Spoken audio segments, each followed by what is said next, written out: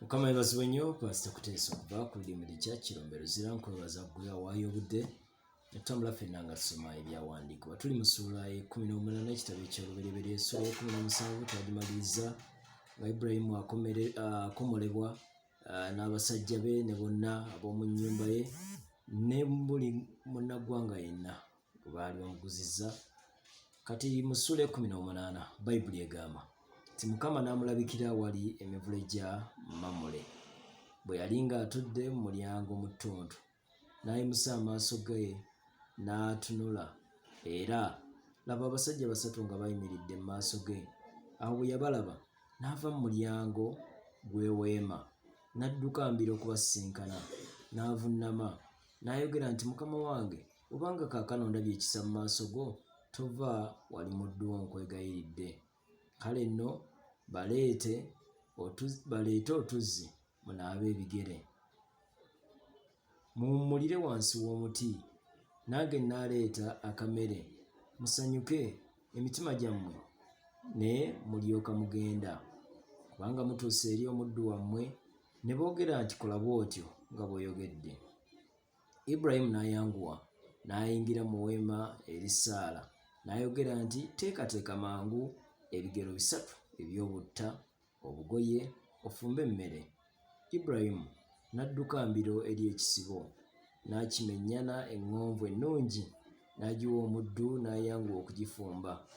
N'addira omuzigo n'amata n'ennyama gy'afumbye, n'abiteeka mu maaso gaabwe, n'ayimirira ku mabbali gaabwe wansi w'omuti ne balya. N'amugamba nti, ali ludda wa Saala mukazi wo? N'ayogera nti, laba, ali mu weema. N'ayogera nti, sirirema kukomawo w'oli ekiseera bwe kiridda, era laba, Saala mukazi wo alizaala omwana ow'obulenzi. Aleluuya! Mukama kye yamusuubiza kikakasibwa olwo. Saala n'awulira mu mulyango gw'eweema eyali ennyuma we. Ibulayimu ne Saala baali bakaddiye era nga bayitiridde obukadde, so nga Saala takyabeera ng'empisa ey'abakazi bw'eri. Saala n'aseka munda ye bambi ng'ayogera nti, nga mmaze okukaddiwa ndisanyuka, era ne mukama wange ng'akaddiye. Mukama n'agamba Ibulayimu nti, kiki ekimusisezza Saala? Ng'ayogera nti, mazima ndizaala omwana nga nkaddiye? Waliwo ekirema Mukama? Mu biro ebyateekebwawo ndikomawo w'oli ekiseera bwe kiridda, ne Saala alizaala omwana ow'obulenzi. Saala n'alyoka yeegaana ng'ayogera nti, sisese.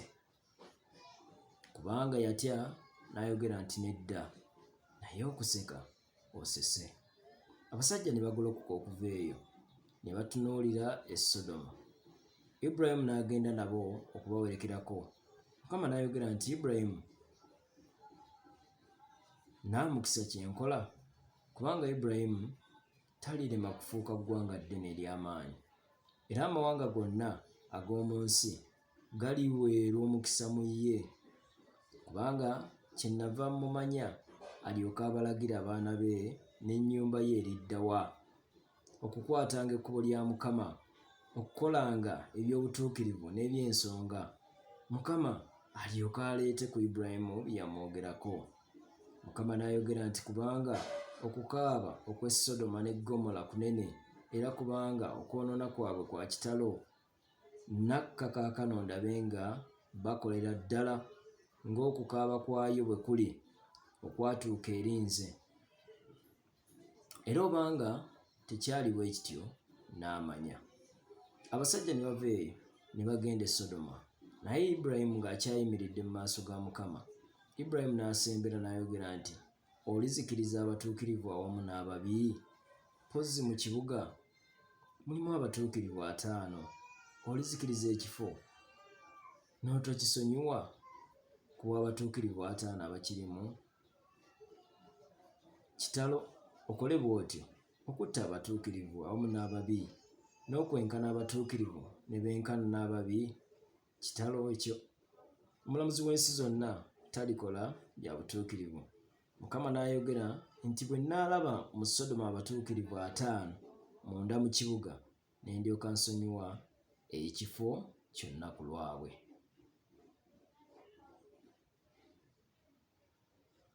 Ibulayimu n'addamu n'ayogera nti laba nno ngezezza nze okwogera ne Mukama, newankubadde nga ndi nfuufu, bufuufu n'evvu, mpozzi ku batuukirivu 5 kunaabulako 5 olizikiriza ekibuga kyonna kubanga 5 babulako? N'ayogera nti sirikizikiriza bwe nnaalabayo 4 mu 5. N'ayogera naye nate era nti mpozzi munaalabikamu 4.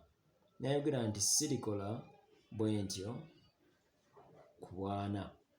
N'ayogera nti nkwegayiridde Mukama, tosunguwala, nange kanjogere, mpozzi munaalabikamu 3. N'ayogera nti sirikola bwe ntyo bwe nnaalabayo 3. N'ayogera nti laba nno ngezezza nze okwogera ne Mukama, mpozzi munaalabikamu 2. N'ayogera nti sirizikiriza ku 2 abo. N'ayogera nti nkwegayiridde Mukama, tasunguwala, nange kanjogere nate omulundi guno ogumu gwokka, mpozzi munaalabikamu 10. N'ayogera nti sirikizikiriza ku bw'10 abo. Mukama ne yeegendera. Bwe yamala okwogera ne Ibulayimu n'addayo mu kifo kye. Mukama yeebazibwe nnyo. Tudingane mu ssuula 19. Tulabe ebyaddirira.